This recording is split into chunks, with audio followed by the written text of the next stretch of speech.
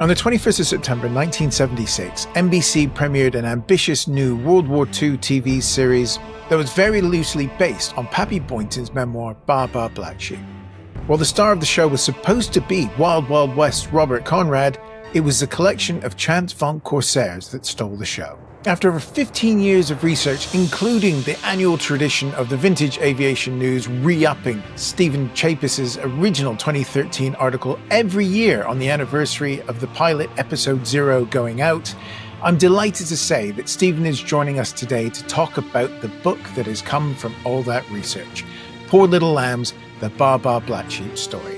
So this week on the Aviation Show, brought to you as always by the fabulous Pima Air and Space Museum in Tucson, Arizona, Stephen joins us to talk about the legacy of the TV show and the stories that he compiled to go into his new book, which is available for pre-order right now if you check the links in the description below.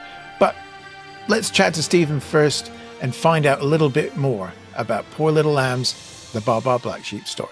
Stephen, thank you so much for taking the time to chat with me. This is exciting because I've been waiting for this book for ages and you've been working on this book for ages. So I guess we have to probably start before the book, because when we started chatting, I said to you that I remember Baa Baa Black Sheep Squadron from like random Saturday afternoon on this weird Buffalo Fox affiliate we had in Toronto. So I got to watch some of it back in the day. But for people who've never heard of this show, what was it? Because NBC really pushed the boat out for this in the mid-70s, didn't they? Yeah, they did.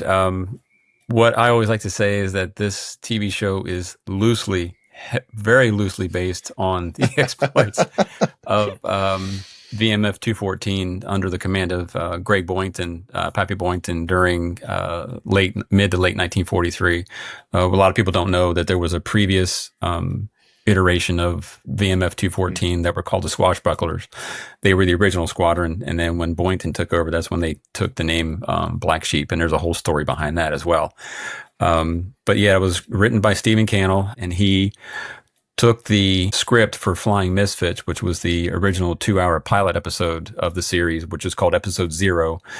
He took that directly from Pappy Boynton's memoir from 1956 called Baa Baa Black Sheep.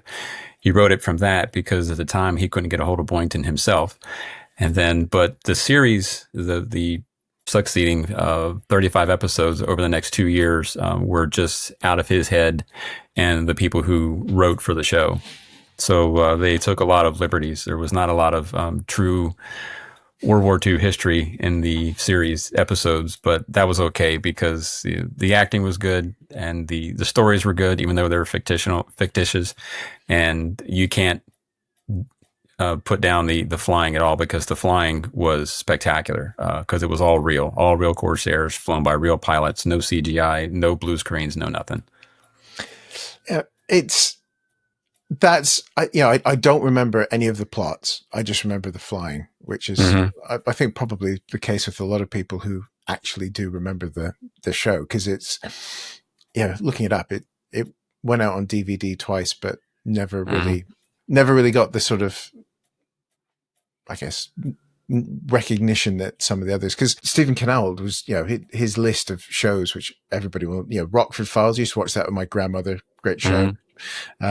18 later, 21 Jump Street. So there's definitely some talent behind this, isn't there?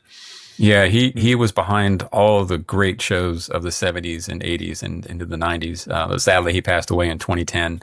I think he was only 69 when he passed, and he was wrote a lot of books as well. I wasn't familiar with his true crime or his crime books until I started doing this book and doing the research on him. But yeah, especially in the 70s and 80s, all the great shows had Stephen Cannell behind them. And the cast is one of those classic 70s network shows, because the main cast you recognize, Robert Conrad was in everything else, but it's the guest cast, which is one of those sort of everybody from everybody sort of pops up that you sort of notice from later on, isn't it? Because you've got Robert Conrad, John Larroquette, who Night Court, and that's right. Going back to my childhood again on that one. But then the guest stars, who did we write down? George Takei, Anne Frances, René Auberjonois, who was in everything anyways before he got Star Trek, really. He was a bit part player. And Kenneth Mars, who of course was Franz Liebkind from the producers. Yeah. Right. And great there painter, was could do an quite a few entire others. apartment. Yeah. Yeah. And it's funny. I'm hoping this book. I interviewed 6 actors for this book, and there was others like I was not able to get to Robert Conrad. I came very, very close to Robert Conrad, but never got to him before he passed. W.K. Stratton, Dirk Blocker, and John Larroquette are 3 that I would still like to get to speak to, and I'm hoping that the publicity of this book and these podcasts and interviews will get them to get in touch with me so I can get their stories as well, because this is a continuing project. I mean, I'm always collecting information, and I'm already thinking about another edition in 4 or 5 years. And I'm really interested to talk to George Takei, because he was already an established actor, and I think he was a Shakespearean actor and a stage actor. And my question to him is, how did someone of your stature at that time end up doing a small part in Black Sheep? Rent, probably. Yeah, right.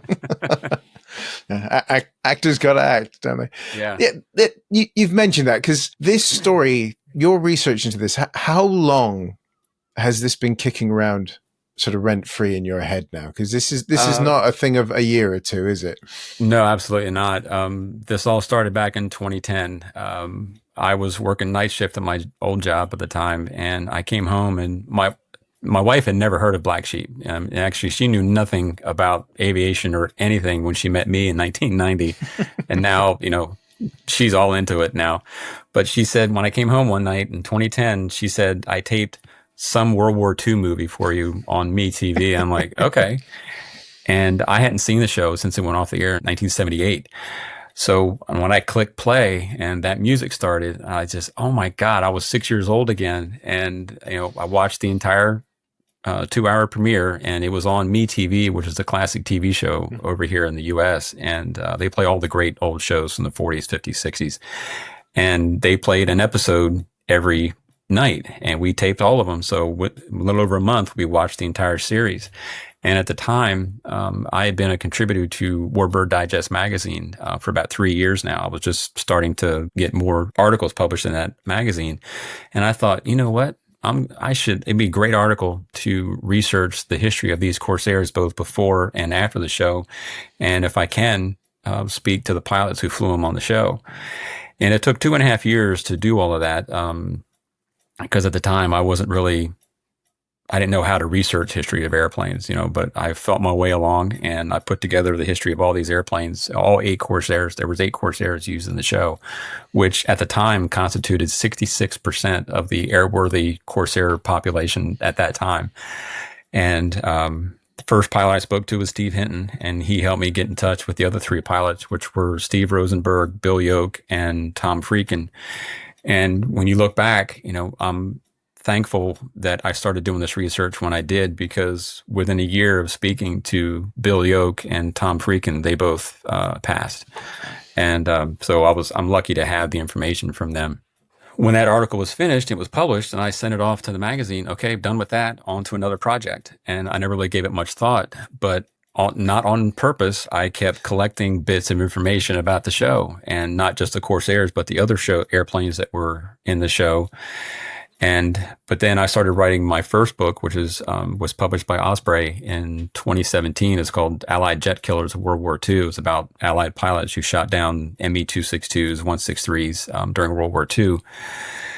And during that time, I was like, you know what? This really has a life of its own. As a matter of fact, Warbird News, which is today Vintage Aviation News website, in 2016, which was the 40th anniversary of the show, they reposted my original article, Poor Little Lambs, and it blew up. It went viral. And when they saw the popularity of that, we said, well, we're going to republish that article every year on September 21st, which is when the show premiered.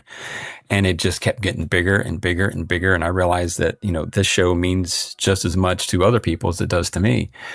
So I started digging into the history, and it took on a life of its own. And I wrote off and on a little bit while I was writing the first book. But when that book was published in 2017, I went headfirst into this book, and I wrote continuously from 2017 up until 2023 when I submitted all the manuscript and photos to Key Publishing over in England. And it breaks cover in 1 month and a couple of days from now, isn't it? It's end of Correct. September, which, funnily enough, is around about the time that the premiere and Mo's going to put the article out once again. It is. We in early summer, around May and June, everything was it was finished, it was edited, it was laid out. Everybody blessed it, and then we're like, okay, when do we publish this? And I think they wanted to publish it right away. But Mo had the idea, let's do it on September 21st, which of this year is the 49th anniversary of the show's premiere. So it was fitting, that we chose that date, especially since we've been publishing the article over and over again the last 10 years. So yeah, I'm really excited about it. Right. Well, dear viewer and listener, my pre-order's in. Links in the description below. Go get it ordered. Right. We're not gonna blow the wad for the book, of course, because there's no way we can do that in the time we have. No, buy the book. Definitely. That's why we're here. But you mentioned some of the pilots and the crew that was assembled for it, because I guess they knew from the outset that operating these aircraft, plus they've got the Tora T60s and things as well, they were going to need a good crew, pilots, mechanics, people that knew their way around the aircraft. Right. So who do they get in to look after this sort of the flying circus, we'll call it?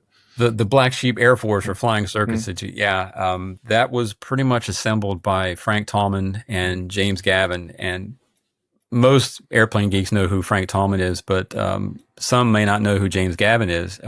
He was a helicopter pilot, actor, pilot. He has got so many credits to his name. He flew on the show. He directed. He was actually the aerial coordinator along with Frank Tallman, the second unit director, as they called. So any of the flying that you see on the show was put together by James Gavin, and he even created the helicopter that was used in Blue Thunder. They assembled the airplanes. A lot of the Corsairs were owned at the time by David Talichet. He owned, I think, 3 of the airplanes and also some of the Toras as well. Most of the Tora airplanes came from Talichet or Challenge Publications, who publishes Air Classics magazine. And then the other airplanes that were used in the show were owned by individuals or museums. John Schaafhausen owned one of the Dash 7 Corsairs. Bob Guilford owned the other Dash 7. It's interesting. There were only 94 Dash 7s built, and I think only 4 survive today, and 2 of them were used on the show. Tom Freakin, he owned the Dash 4 Corsair. Of course, in the second season, the F4U-1A that showed up in the second season was owned by the Ed Maloney and the Planes of Fame Museum. And there were 40-some airplanes that were used in the show that came from various owners and museums, but the Corsairs were quite a collection.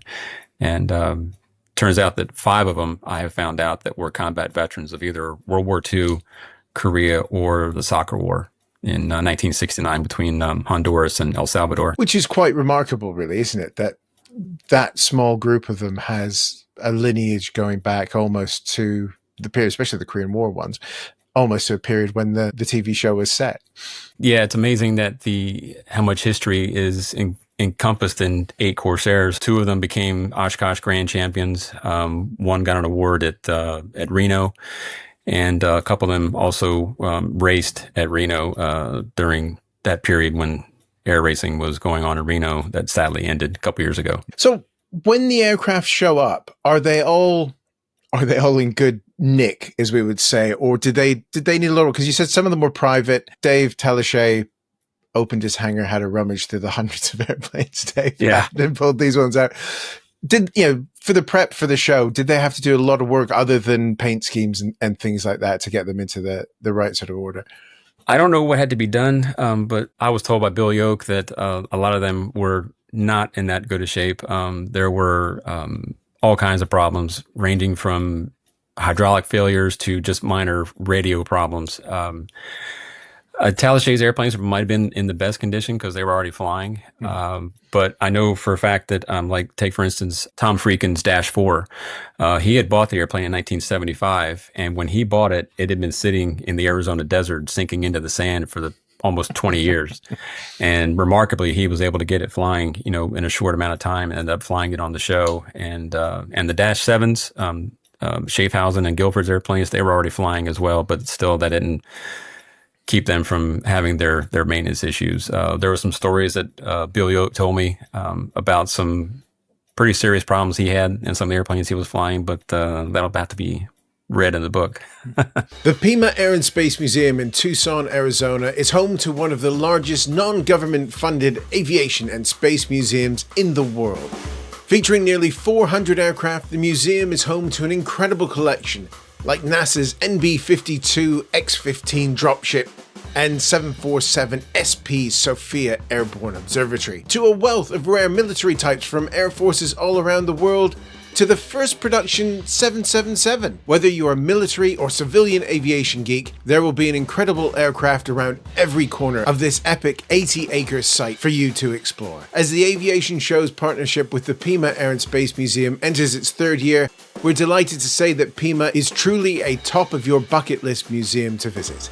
And it keeps getting better, as this year the Tucson Military Vehicle Museum will be opening right next door. To find out more about the incredible collection and the fantastic events coming up at the Pima Air and Space Museum, and of course the Tucson Military Vehicle Museum, head over to www.pimaair.org to plan your trip to one of the world's great aviation collections, and one that now includes tanks next door, if that's your sort of thing. One of the things I love a Corsair, but one of the things that I can't get my head around is the dash numbers. So a question I have for you. All right. Do you help to sort of explain the variation in the aircraft that we see in the show and that you find in the book? Because as you know, they're essentially the mark numbers that we know with British aircraft, but there's a lot of them. And then there's all of the different Fs and Gs for where they were made. It's not easy for the casual fan of the airplane to remember which is which. Right. That's like me trying to wrap my head around the different marks of Hurricanes and Spitfires. Hurricane's easy because there's not that many, but Spitfire, they change the paint and they give it a new number. Yeah. Yeah. I can't regurgitate what each little letter means, but I can tell you that anytime you see a Corsair that is an F4U, that means it was a Corsair that was built by Vought itself, who was the actual designer of the aircraft. So the F4U, and then the F4U went through different iterations: F4U-1A, C, B, D, and all that. And each one of those secondary letters is a whole nother conversation. But the Corsair was built under license during the war by Goodyear and also Brewster, but not so much by Brewster. But most of the Corsairs that are flying today are FG-1Ds. And if you see that designation, that was a Corsair that was built by Goodyear. And then, of course, the F4U-4 and the F4U-7s were built by Vought. I'm sure there's a website that has it all. Yeah, there is. Because then you've got the extra letters for the cannon-armed ones as well. Because there was a cannon-armed one in the show, wasn't there? There were two. When I first started this, they said that Bob Guilford's F4U-7 133693 is a bureau number, which was known as Blue Max. It was only used in the pilot episode, which is not quite true. And I only know this because of how many times I watched the series to do the research. That airplane actually appeared in almost all of the episodes because of the file footage that they got in the very, very short time that it was in front of the cameras in August 1976. So if you see a four-bladed Corsair with 20 millimeter cannons and a black propeller hub, that's Blue Max. If you see an airplane with cannons and a four-bladed propeller with a silver propeller hub, that was John Schaffhausen's airplane. So yeah, and if you see the four-bladed propeller with the 6 50 caliber machine guns, that's the Dash 4. Because when you look at them real quick, the Dash 4 and the Dash 7 look very, very similar as far as that's concerned. And then the others were, of course, the FG-1D and the single F4U-1A, which was the Planes of Fame's airplane. So what are some of the stories from the flying that you found from interviewing the pilots? Chatting to Tom must have been quite something because he had a life. and He did. Yeah. and he must have had some things to. So I'm a big motor racing fan, so his connections with Carroll Shelby and the whole Toyota thing back in the day as well is just mind blowing. Yeah. That sort of what may have been for Carroll Shelby if he decided that I do actually want to sell Toyotas. But just what were some of the stories from the filming that the pilots told you and that sort of stick in your mind? I didn't really get a whole lot from Tom. We only chatted about 20 minutes. I was able to use a little bit of what he told me in the book, but a lot of stories came from Bill Yoke. I only spoke to him once, and I had a list of questions that I was going to ask in this interview. This was in 2012. And I asked him one question, and he talked for 2.5 hours. And the one thing that I remember that he told me, and again, this isn't a book. I can actually tell this one because I used it in the original article, is that they were filming out.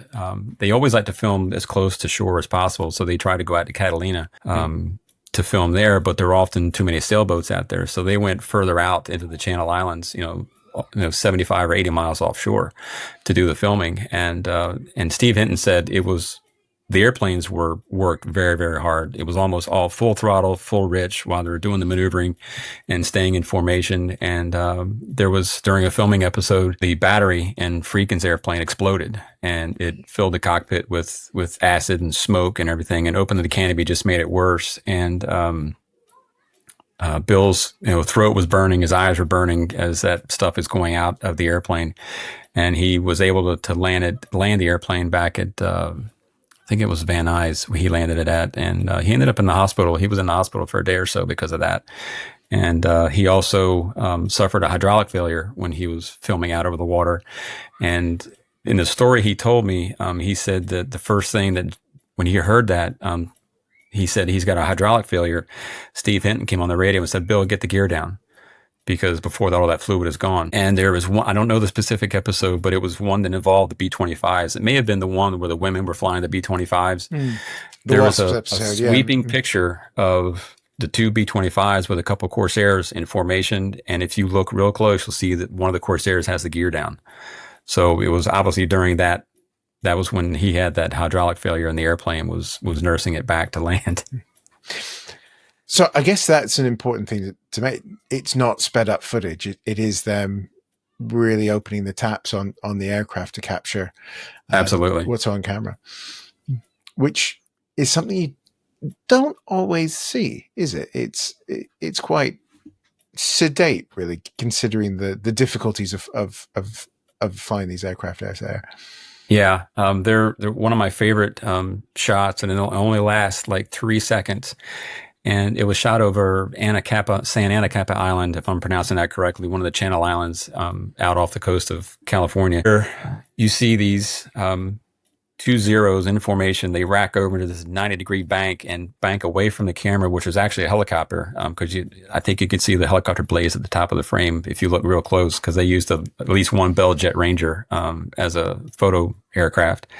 So they bank away from the camera, and they're followed by two Corsairs that are in tight formation and a 90-degree bank, and they just sweep away from the camera down towards the ocean. And it's just really, to me, an exciting piece of 3 or 4 second footage.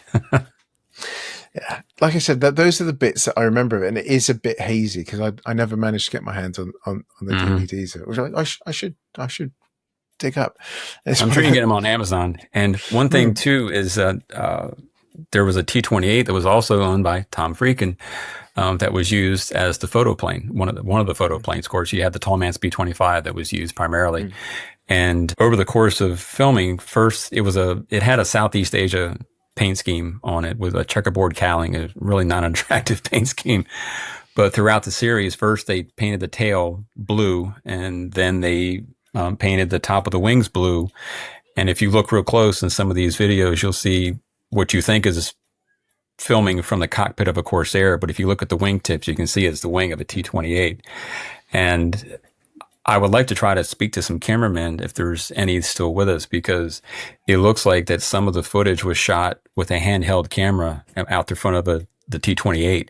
And there's one scene where the the Zero, that was chasing this Corsair, you see the Corsair does a barrel roll, and with a handheld camera, the cameraman, and who was also the pilot, obviously, kept that airplane right in the center pane of the windscreen all the way through that barrel roll.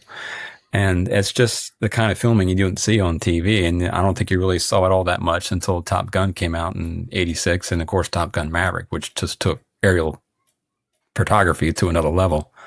Mm. Yeah, still just Star Wars, though, isn't it? Yeah. I love it, but that's when it clicked. I was like, why are they flying this mission without any prowlers, things like that? And you're just like, prowlers. You're just like, hang on a second, it's Star Wars. Okay, I'm with you. And I think even Iron Eagle 3 did the same thing, flying down a canyon to hit this target. Yep. Oh, there's something I'll have to revisit. Those movies, they were weird. But yeah, I think the second time the Tallman's B-25s made an appearance on this show, because we had Stony Stonich on talking about filming Catch-22. Mm-hmm. So it's always nice to have a recurring theme on the channel. And Catch-22, it was on both sides. No, I think it was Memphis Belle. No, Catch-22, it was on both sides of the camera, and it was also used in the filming at Memphis Belle when it was owned by someone in England. Yeah, it got around that airplane, didn't it? It did. It's now based in Texas. And thankfully, the camera nose still exists. It's been restored as a standard B-25J, but the nose that was used for filming is still stays with the airplane. Oh, that's brilliant. Yeah. I didn't know that. There you go. This is why you have someone on who's done a lot of research into this. I think this is... You've said the story's not over. You're going to keep going. There's still, Larroquette and Takai to talk to for the updated version, clearly for the second reprinting in a year's time for the 50th anniversary, because this is going to sell out and it's going to be great. But on this journey that's lasted, decade and a half plus now, for you as the story's developed, what sort of themes have come out of it? Because I'm guessing from that original article to the threads you kept pulling, what has sort of leapt out at you as the sort of the mainstay of the show as you put it into the book? What I should say is that this is the second version of this first version of the book to everyone else. It's the second version to me, because when I originally started writing, I was watching the episodes and kind of summarizing the episodes, but also interjecting the anecdotes from people into that. And when I got finished, I'm like, this is ridiculously long. And so that's 32 episodes that you've summarized and then pulled out all the flying from and then listened to it. Yeah. So I'm like, okay, this is crazy. I can't publish this. And one of the sources that I used were several of the books written by Bruce Campbell, who is in my opinion, the foremost historian on VMF 214, both the swashbucklers prior to Boynton and Boynton's squadron from 1943 and onwards. And I have never taken a formal photography course, and I've never taken a formal writing course. And, I'm stupefied at what I've been able to accomplish. And so I sent part of the manuscript to Gamble, and he sent me back an email. He says, give me a call. And I've got some criticisms, some comments. And I called him, and he said, do you really want to hear what I have to say? I was like, yes, I do. And he had some pretty pointed criticisms of it. And it caused me to completely scrap that version of the book. And this is about 2016, to start a whole new version. And what developed over time is, and I didn't want this, and I want to tell people that this is not going to be a history of the Corsairs and the other airplanes.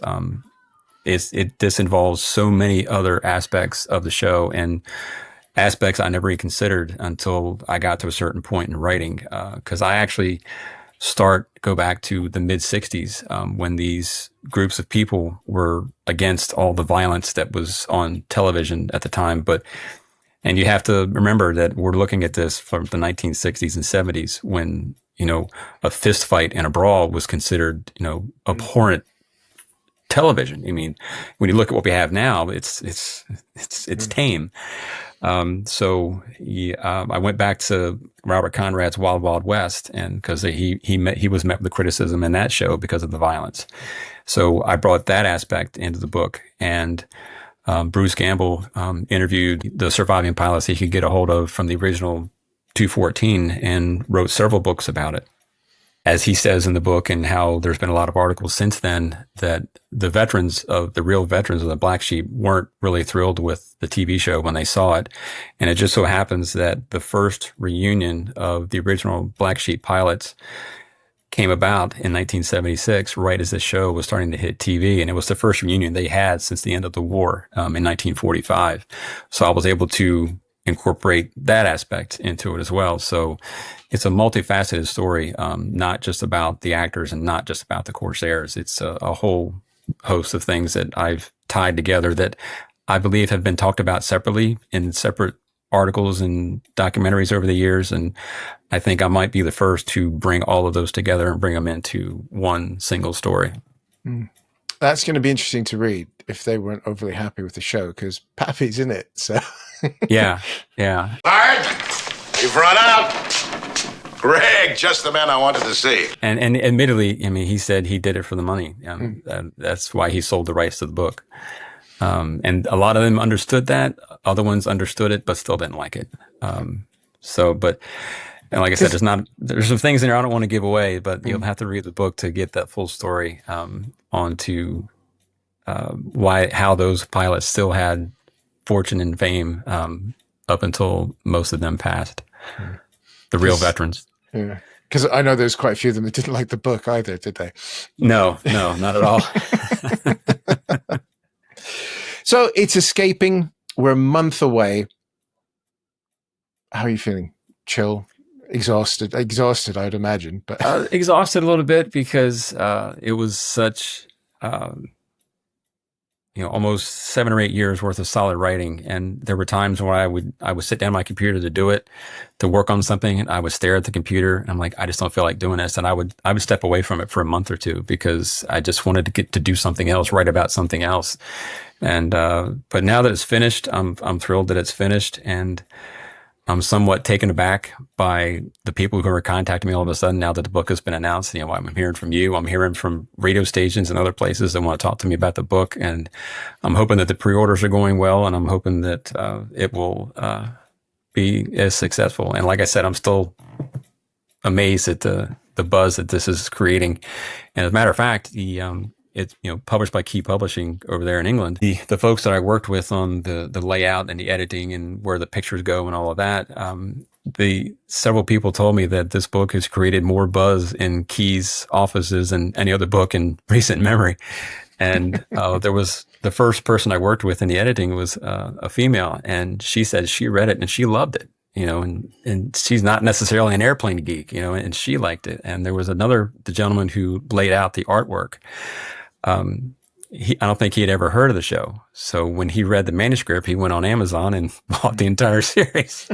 So it's being introduced to a whole new generation with this, and I'm hoping that is the publicity that we're getting right now for it, and when people get it in their hands to start reading it, I'm hoping it's going to bring out some of those actors and other folks that I was not able to get to, and hopefully get their stories into what I hope will be another edition in 4 or 5 years. And then remastered Blu-ray with a Stephen Chapis commentary. Yeah.